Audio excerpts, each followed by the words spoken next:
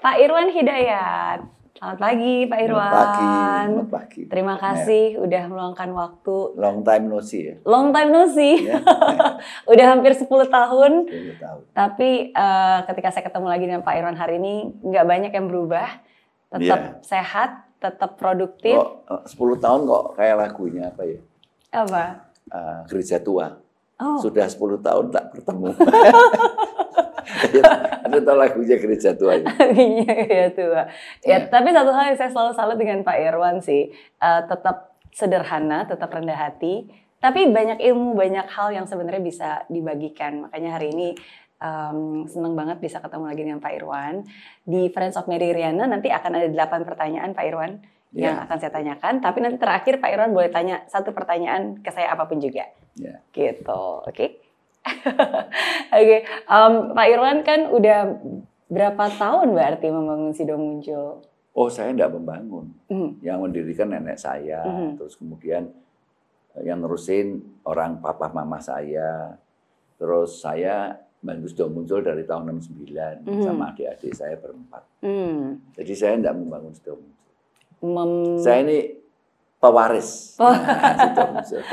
Oke, tapi bukan hanya Sido Muncul aja, kan ada banyak hal yang sekarang Pak Irwan juga kerjakan. Contohnya misalnya ada Hotel Tentrem, terus juga ada lebih banyak lagi produk-produknya, ada banyak pencapaiannya. Dari semua hal, sebenarnya apa sih yang paling membuat seorang Irwan Hidayat itu bisa merasa bahagia? Wah, susah amat. Apa yang buat saya bahagia? Banyak kok perjalanan saya. Misalnya saya kerja 56 tahun, usia saya 75.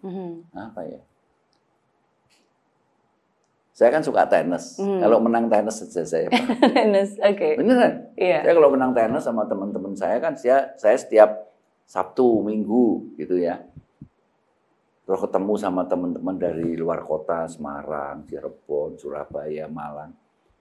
Kalau menang tenis tuh bahagia saya. Bisa bahagianya beneran saya.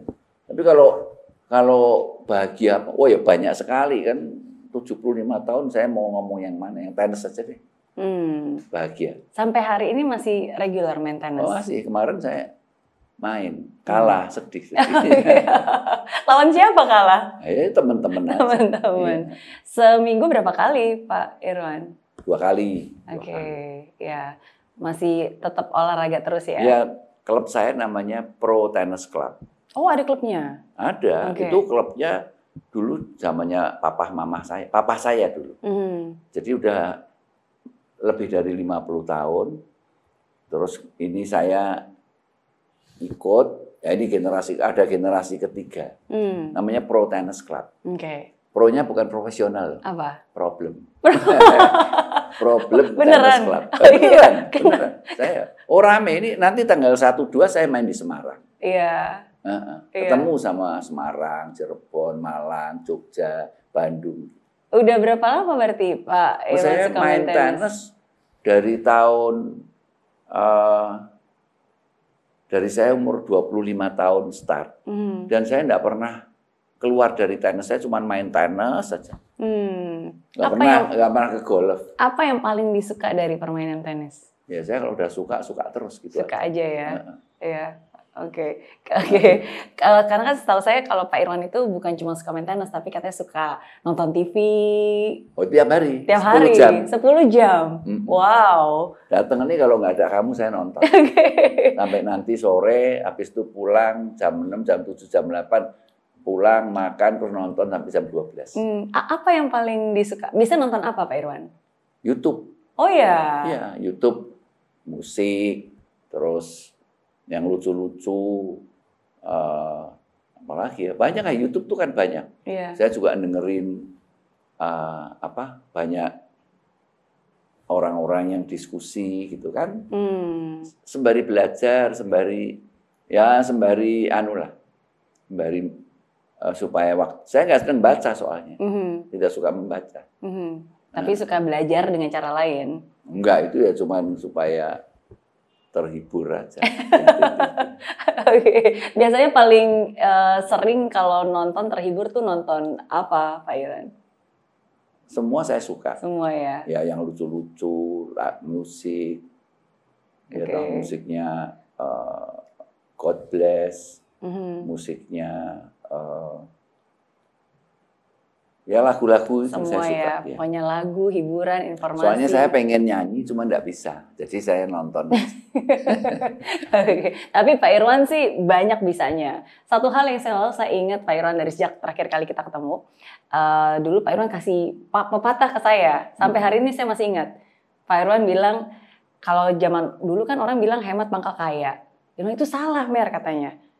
Boros pangkal kaya. Ya memang. Ya kenyataannya orang yang sukses kan boros semua. Ya toh. Ya saya sendiri enggak boros, tapi saya pengen boros, cuman hatinya enggak tega. Tapi benar loh itu. Boros pangkal kaya. Coba kamu lihat orang yang sukses semua. Iya. Hidupnya boros. Justru mereka sukses. Iya, karena dulu Pak Irwan bilang borosnya soalnya boros terus berbagi kebaikan. Oh enggak, kalau itu saya promosi aja. Oh iya. Saya cuma promosi. Okay. Tapi saya memang berpromosi, tapi yang bermanfaat gitu aja yang saya lakuin. Kalau kita balik ke masa kecil Pak Irwan, apa masa-masa yang paling diingat saat remaja? Saat remaja? Ya, kalau yang paling saya ingat itu ketika saya SMA. Gitu. Saya kan SMA persis ada peristiwa G30S. Jadi karena peristiwa itu saya terus pindah-pindah sekolah. Dari Semarang, pindah Jogja, Semarang lagi. Terus dibakar sekolahnya, pindah ke Bandung. Dari Bandung ke Jogja, Semarang, baru lulus. Nah, semasa-masa itu saya sama teman-teman saya itu banyak main-main gitu ya, terus naik motor, terus party-party gitu, sampai punya geng namanya SBC, Seteran Boys Club, karena saya nongkrongnya sama teman-teman saya itu di Seteran. Oke. Jalan Seteran. Nama jalan di Semarang ya. Jadi Seteran Boys Club. Wah, keren waktu itu. Rasanya tapi orang kalau lihat juga ada, dilihat wah ini orang goblok-goblok. Berarti zaman dari sejak kecil Pak Irwan emang orangnya ini ya, aktif, sosialisasi. Enggak juga. Buktinya tadi ada pro tenis club, ada ini klub. Iya, saya enggak suka yang sedih-sedih. Jadi misalnya berbisnis rumah sakit itu saya enggak mau. Sedih soalnya. Jadi mesti kalau bisnis pun ya hotel, buka restoran, misalnya buka kafe, itu kan yang happy. Iya. Pokoknya apa aja yang menyenangkan lah. Apa aja yang menyenangkan. Oke. Yang buat kita tidak stres gitu. Iya. Tapi berarti waktu SMA pindah-pindah gitu, terus gimana pelajarannya Pak Irwan? Ya pindah-pindah ya enggak belajar. Oh iya. Okay. Yang pindah-pindah itu karena enggak belajar.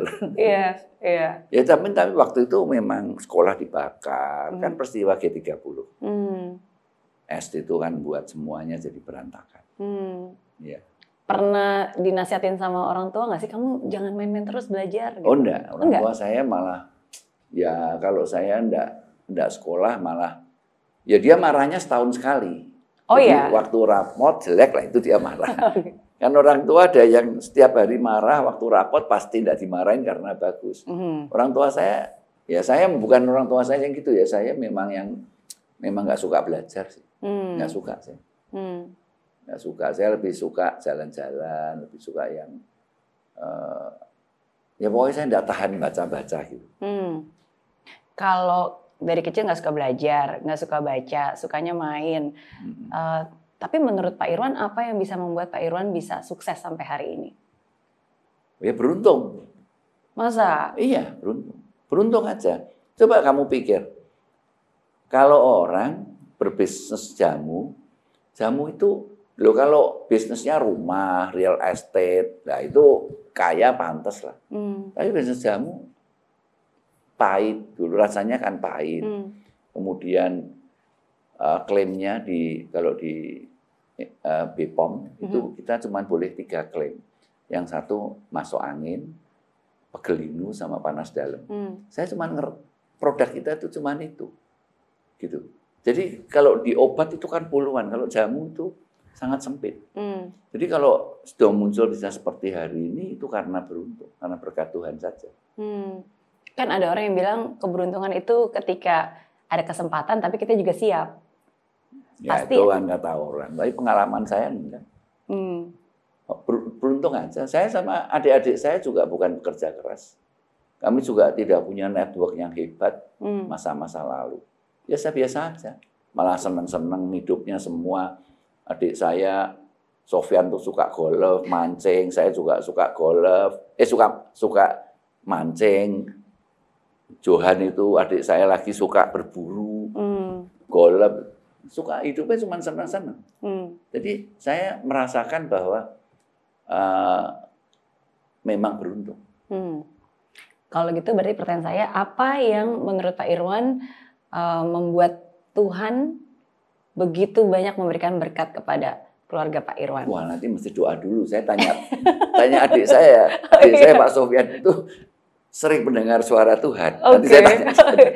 Karena kalau nggak nanti anak-anak muda zaman sekarang nih kalau dengar nanti mereka berpikirnya salah Pak Irwan. Karena kalau gitu nggak usah belajar, terus main-main aja, happy-happy aja, terus sukses bisa berhasil ya gara-gara beruntung. Nanti ya, orang berpikir kalau ya gitu. Enggak dong. Maksudnya kalau sekolah ya harus jangan niru. Kalau sekolah itu sebuah kesalahan buat saya. Pendidikan itu penting. Tapi yang lebih penting lagi adalah network. Ya. Terus kemudian cara bersosialisasi. Kalau kita punya banyak teman, ya mudah-mudahan kita bisa beruntung, bisa dapat rezeki. Tapi memang pendidikan penting. Enggak, saya enggak ngajarin anak muda itu. Anak saya juga sekolah S1. Tapi waktu dia mau S2, S3, kok ya enggak ada. Adanya dia bilang, oh saya mau nih S2, S3. Nanti tak bilangin juga, ngapain S2, S3 aja ini aja. Ngelanjutin ini aja bisnis. Ya ada, tapi udah ada yang mau. Iya. Enggak ada yang minat. Mungkin ya ada gennya saya ya, jadi ya enggak ada yang berminat menjadi akademisi gitu enggak. Iya. Enggak. Karena kan belajar nggak harus di universitas ya, Pak Irwan. Apalagi sekarang kita bisa belajar di YouTube itu loh. Betul. YouTube itu kuliah sekolah yang sangat luar biasa. Iya, YouTube aja. Lihat YouTube saya 10 jam tiap hari. Lihat YouTube. Banyak hal yang bisa didapatkan juga, banyak inspirasi, banyak ilmu juga. Ya, banyak ilmu, hatinya senang, gitu aja. Betul.